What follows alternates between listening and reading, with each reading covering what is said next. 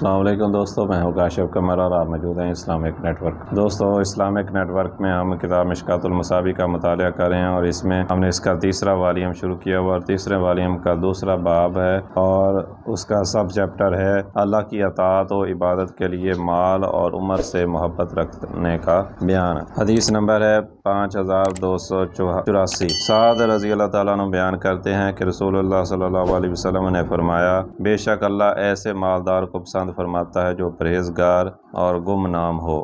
اور ابن عمر سے مروی حدیث ہے، حسد صرف 2 آدمیوں پر ہے۔ یہ باب الفضائل القرآن میں بیان ہو چکی ہے۔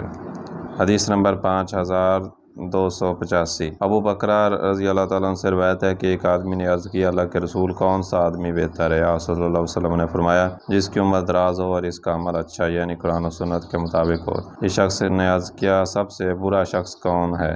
آپ صلی اللہ علیہ وسلم نے فرمایا، جس کی عمر دراز ہو اور اس کا عمل برا ہو۔ حدیث نمبر 5286۔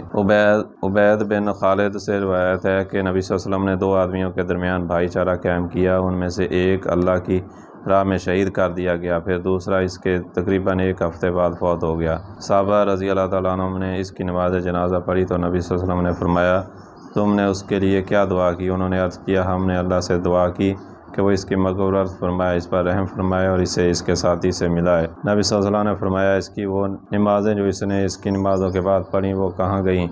اور اس نے اس کے بعد جو عمل کیے وہ کہاں گئے؟ یا فرمایا، اس نے اس کے بعد جو روزے رکھے تو وہ کہاں گئے؟ ان دونوں کے مابین تو زمین و آسمان کے مابین فاصلے سے زیادہ فاصلہ ہے۔ حدیث نمبر 5287۔ ابو قبشہ نماری سے روایت ہے کہ انہوں نے رسول اللہ صلی اللہ علیہ وسلم کو فرماتے ہوئے سنا، 3 خصلتیں ہیں، میں ان پر قسم اٹھاتا ہوں اور میں تمہیں ایک حدیث بیان کرتا ہوں کہ تم اسے یاد کر لو۔ وہ چیزیں جن پر میں قسم اٹھاتا ہوں یہ ہیں، صدقہ کرنے سے بندے کا مال کم نہیں ہوتا، جس بندے کی حق تلفی کی جائے وہ اس پر صبر کرے تو اس کے بدلے میں اللہ اس کی عزت میں اضافہ فرماتا ہے، اور بندہ جب کسی سے سوال کرتا ہے تو اللہ اس سے فقر میں مبتلا کر دیتا ہے۔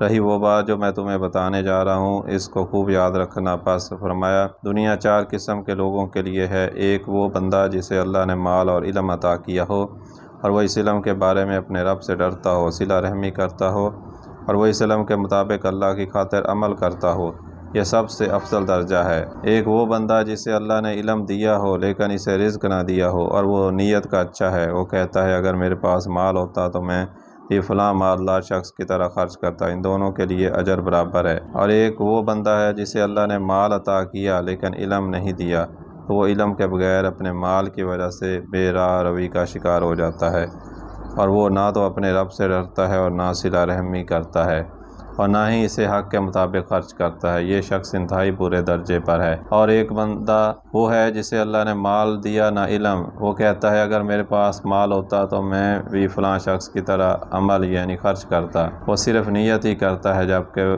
دونوں کا گناہ برابر ہے۔ ترمذی اور فرمایا یہ حدیث صحیح ہے۔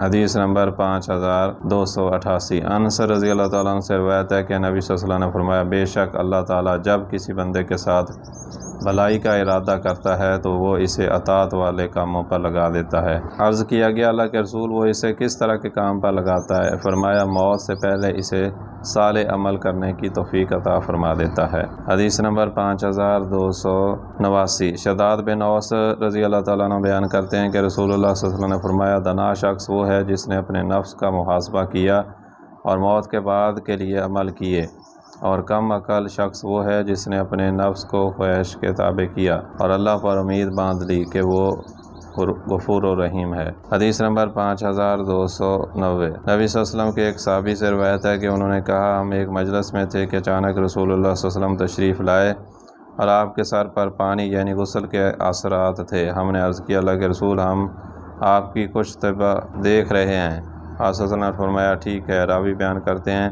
پھر لوگوں نے مالداری کے متعلق غور و غوض کرنا شروع کر دیا، کیا وہ جائز ہے یا ناجائز؟ رسول اللہ صلی اللہ علیہ وسلم نے فرمایا، جو شخص اللہ عز و جل سے ڈرتا ہے اس کے لیے مالداری میں کوئی مذائقہ نہیں، تقوی والے شخص کے لیے صحت مالداری سے بہتر ہے اور حقیقی خوشی نعمتوں میں سے ہے۔ حدیث نمبر 5291۔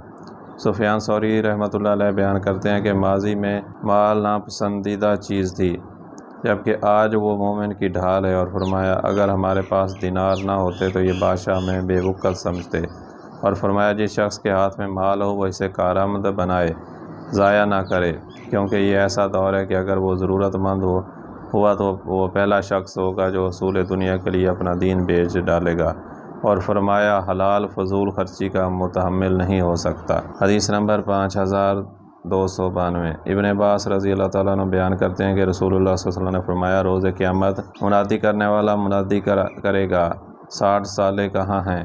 اور یہ 60 سال والے وہ عمر ہے جو اللہ تعالیٰ نے فرمایا کیا ہم نے تمہیں عمر عطا نہیں کی تھی؟ جس نے نصیحت پکڑنی تھی وہ نصیحت پکڑتا اور تمہارے پاس آگاہ کرنے والے بھی آئے۔ حدیث نمبر 5293۔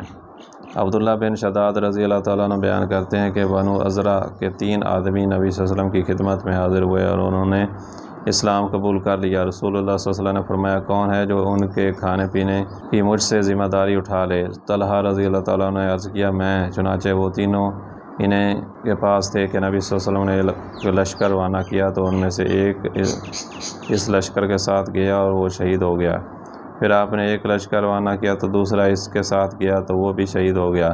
پھر تیسرا شخص اپنے بستر پر فوت ہو گیا۔ راوی بیان کرتے ہیں طلحہ رضی اللہ تعالیٰ نے فرمایا میں نے خواب میں تینوں کو جنت میں دیکھا اور بستر پر وفات پانے والے کو ان کے آگے دیکھا، جو بعد میں شہید ہوا تھا وہ اس کے ساتھ تھا، جبکہ پہلے شہید ہونے والا شخص دوسرے شہید کے ساتھ تھا۔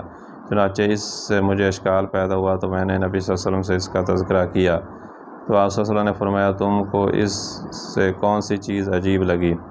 اللہ کے ہاں اس مومن سے افضل کوئی شخص نہیں جسے اسلام میں اللہ تعالیٰ کی تسبیح و تکبیر اور تحلیل لا الہ الا اللہ کہنے کے لیے طویل عمر دی جائے۔ حدیث نمبر 5294۔ محمد بن ابی عمیرہ جو کہ رسول اللہ صلی اللہ علیہ وسلم کے صحابی تھے ان سے روایت ہے انہوں نے فرمایا اگر بندہ اپنے یوم پیدائش سے لے کر بوڑھا ہو کر مرنے تک اللہ کی اطاعت میں سجدہ ریز رہے تو وہ روز قیامت اس کو بھی حقیر سمجھے گا اور وہ آرزو کرے گا کہ کاش اسے دنیا میں دوبارہ بھیج دیا جاتا تاکہ وہ اجر و ثواب میں اضافہ کر سکے۔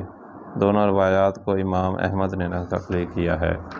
تو دوستو یہ تھی آج کی ویڈیو، امید ہے کہ یہ ویڈیو آپ کو پسند آئی ہوگی۔ اگر ویڈیو پسند آئی ہے تو اس کو لائک کریں اور اپنے دوستوں کے ساتھ شیئر بھی کریں، اور اگر آپ کو ہمارا یہ چینل پسند ہے تو اس کو سبسکرائب کر لیں تاکہ ہر نئی آنے والی ویڈیو ایک نوٹیفیکیشن کے ذریعے آپ تک پہنچ سکے۔